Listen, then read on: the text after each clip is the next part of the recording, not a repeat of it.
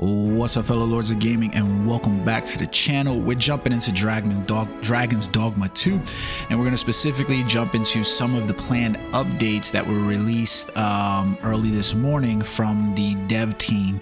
Let's jump in real quick. So here we are. So on Twitter, X, whatever the fuck you want to call it, these are the updates, the planned updates for Dragon's Dogma. So they are adding the option to start a new game when save data already exists. You still cannot do this.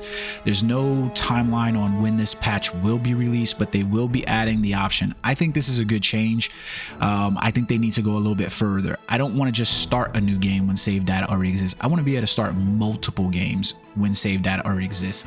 So meaning like, hey, I want to be able to have a save file for my archer, my warrior, my thief, I want to have the ability basically to create different characters who have different abilities. And I don't necessarily, I get that there's a lane for people who want to play the one character and have all vocations available on the one character. That's just not me necessarily all the time. Not unless I've gotten to the end game of the game, but I want to have some replay value and basically be able to say like, it's one thing to have like, the sub vocations or the mixed vocations, where it's like an archer and a magician, and then we get a mystic archer, or like that. I think that becomes a little bit different because those become one single playthrough. But I kind of like games that allow me to do that, especially if I'm allowed to change and create characters, because maybe I want to be the warrior in my pack and I want to be the large hulking guy, and maybe when I play thief I want to be a smaller character and a more agile one that's climbing on backs.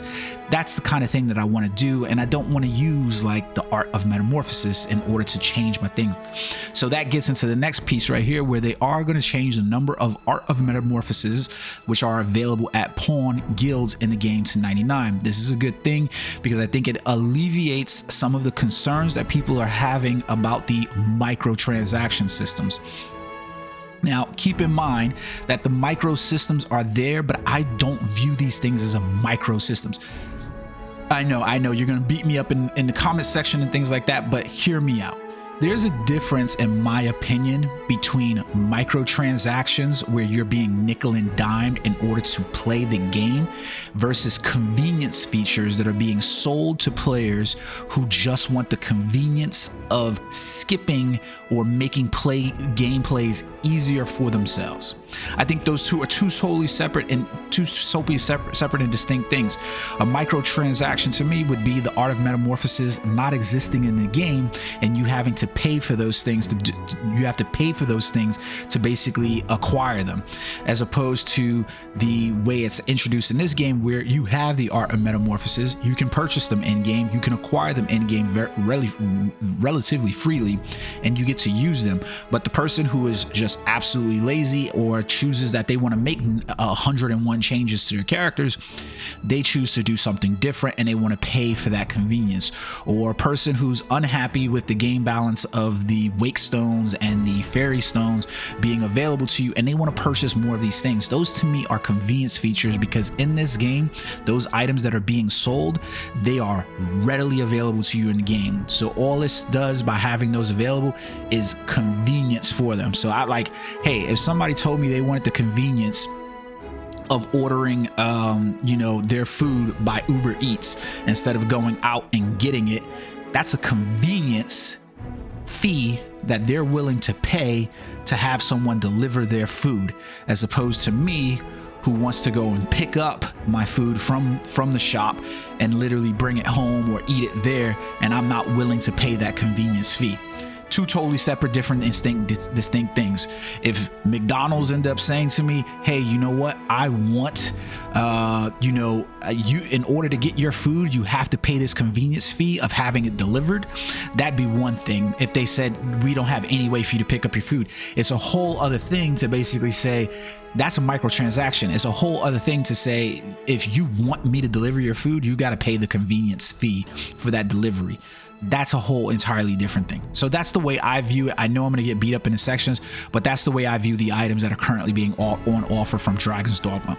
So next, they're making the quest that allows players to acquire their own dwelling where they can save and rest available early in the game. This is good because it essentially establishes a hub place for us very early in the game, so that way way you can basically go to these places and save, especially the way the save system in here works, where it's seeming like, you know, if I go out to the world and I'm in the environments and I'm working on the auto saves from there, it does quite work as well.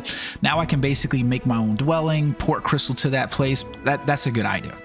Miscellaneous text display fixes and miscellaneous bug fixes. These will always come with patches and updates. For the PS5 and the Xbox, they're going to add the option to switch motion blur and ray tracing off, and they're going to add the option to set the frame rate to either variable or max 30 FPS in options. I laughed about this quite a bit when I saw a lot of players complaining about you know, the 30 frame per second limits on a lot of the consoles, and I just don't understand why people don't understand the way, you know, graphics work. You purchased a console that was putting out maybe 30 to 60 frames per second in the PS5. I've got one as well sitting right here next to my computer, and then games have accelerated beyond that really quickly, where we're using 4090 graphics cards and things like that to basically pump out games. Your game was never going to basically continue as games basically started adding more content in, more, you know, graphics, more quality. Those things end up starting to require a whole lot more. Now, could Dragon's Dogma be a little bit more optimized for this stuff? 100%, because it's still churning at, you know, with a 4090 graphics card. But there's a lot of games that are going to start coming out where they're adding a whole lot, and you being locked almost at 30 FPS is going to be more of an expectation than it is going to be the standard. But like, PS5 is pretty much at the end of its life, basically its life cycle. 3 to 5 years, guys, 3 to 5 years, right? These options will not affect the frame rate significantly. Frame rate improvements are planned for future updates, which means they're going to have to turn down or turn off things here and there. If the de novo, you know, DRM is part of the partial, they're definitely going to need to remove that. Updates for Steam, they're going to improve the quality when DLSS is super resolution is enabled. I don't have it enabled. I'm not having problems, like I said, with resolution, and most of the time when I am experiencing any glitches or stutters, the system seems to power through, and then I'm right back on track. They're also going to fix an issue where models appeared low quality under specific settings. I have run into some of like the wild and seen like a flat texture or something like that, and then it just been improved. But hey, these updates are coming, and it's nice to know that they are staying on top of this. Despite some of the launch issues, the game is still at the top of the Steam charts. Dragon's Dogma 1, Even Darker Risen, the differences between the initial release and then the Darker Risen release, it was a cult classic, right? And you guys know what cult classics mean. It was like the sleeper game that, you know, a lot of people didn't know about, and now they're playing and they're like, wow, it's really good. So think about that. So I think that what I'm basically saying here is that I think with this game, there's going to be some improvements that need to be made to it. I think what you have is a very genuine game. My only chief complaint about the game at current is that I do feel like I'm playing a rehash of Dragon's Dogma 1, a very good rehash of Dragon's Dogma 1, but I'm not seeing like the build on there for Dragon's Dogma 2, like what distinctly, you know, separates 2 from 1. It feels like I'm basically playing a reimagined remake of Dragon's Dogma 1. That's my only complaint. Is that a huge complaint that's like pissing me off? No, but you know, I could see some people operating underneath that auspice, but I'm very excited for what I've been playing so far and excited to bring you guys more content.